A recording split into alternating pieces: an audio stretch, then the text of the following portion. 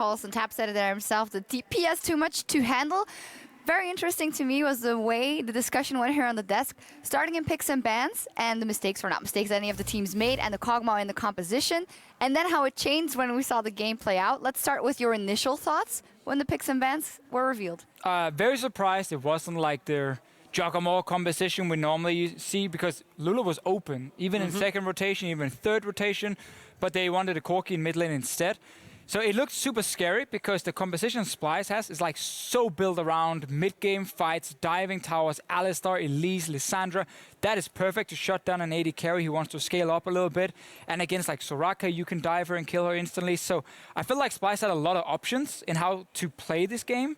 The problem is once you go late game, as Tabzz talked about, the damage runs out and then you just stand still and you just shoot at everything. And I look at this comp from Splyce and I'm like, this game realistically shouldn't be reaching that late game point. The problem was they get into the game and you see the situation, you're on Splyce, you've got Elise, you've got Kalista, you've got Alistar. You have to assume that they're going to at least like heavily look at lane swapping here. Gragas, you've got Kog'Maw, you've got Soraka. Yes, Soraka is good in a laning situation to keep somebody alive, but Splyce just played the lane swap so badly. That stage where the inhibitor tower goes down at like 8 minutes and they're just sat top lane with 2 people like trying to take it down, that put them so far behind that they lost enough map pressure and enough vision so that they could never dive. And if you don't shut down this Kog'Maw early on, that's when he's going to become effective, just as Tabzz said.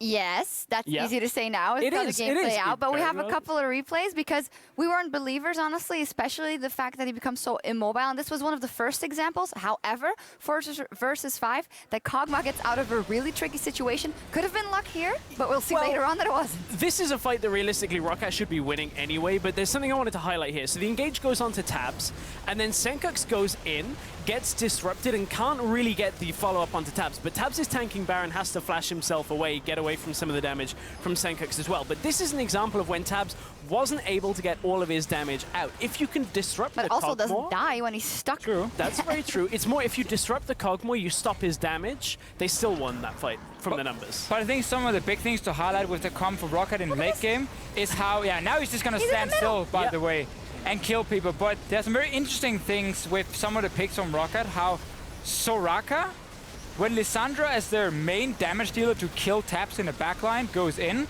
you just put their silence down where the claw comes. So she can't activate it, she can't kill Tabzz.